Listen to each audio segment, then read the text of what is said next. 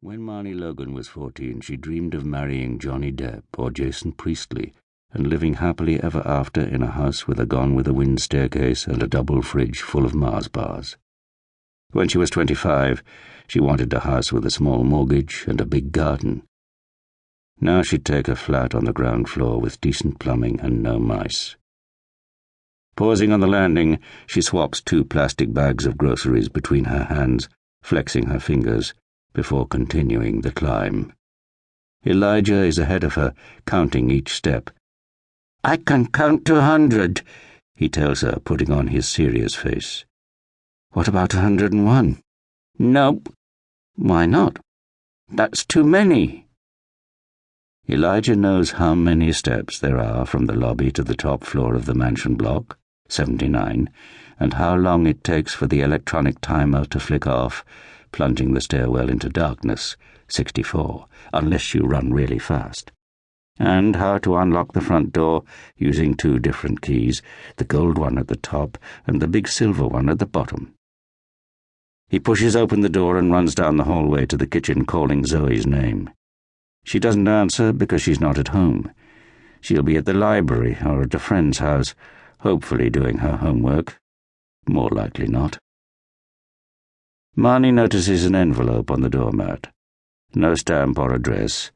It's from her landlords, Mr. and Mrs. Brummer, who live downstairs on the 2nd floor and who own 4 other flats in Maida Vale. This makes them rich, but Mrs. Brummer still collects coupons and holds up the queue at the supermarket by counting out coppers that she keeps in little reusable plastic bags. Marnie puts the letter in a drawer with the other final demands and warnings.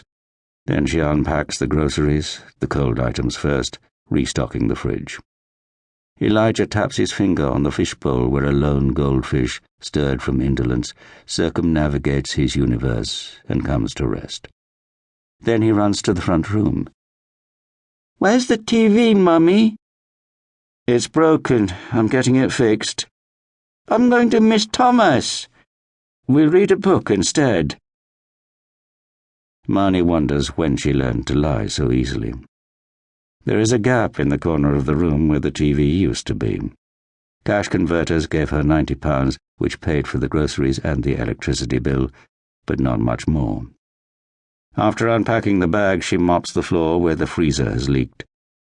A mechanical beep tells her to close the door. "The fridge is open," yells Elijah, who is playing in her wardrobe.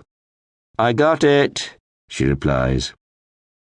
After wiping the speckled grey bench tops, she sits down and takes off her sandals, rubbing her feet.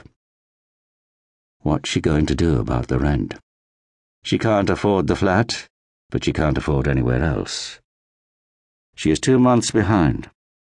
Ever since Daniel disappeared, she's been living off their limited savings and borrowing money from friends, but after 13 months, the money and favours have been exhausted. Mr. Brummer doesn't wink at her anymore or call her sweetie. Instead, he drops around every Friday, walking through the flat, demanding that she pay what's owed or vacate the premises. Marnie goes through her purse, counting the notes and coins. She has £38 and change, not enough to pay the gas bill. Zoe needs extra phone credit and new school shoes. She also has an excursion to the British Museum next week. There are more bills. Marnie keeps a list, but none of them compare to the £30,000 she owes a man called Patrick Hennessy, an Ulsterman with malice in every lilt and cadence of his accent. It was Daniel's debt, the money he lost before he went missing, the money he gambled away. According to Hennessy, this debt didn't disappear when Daniel vanished, and no amount of crying poor or begging or threatening to tell the police will wipe it out. Instead, the debt is handed down like a genetic trait through a person's DNA. Blue eyes, dimples, fat thighs, £30,000, from father to son, from husband to wife. In Marnie's worst dreams, the Ulsterman is a distant light, hurtling towards her down a long, narrow tunnel, miles away but getting closer. She can feel the rumbling beneath her feet and the air pressure.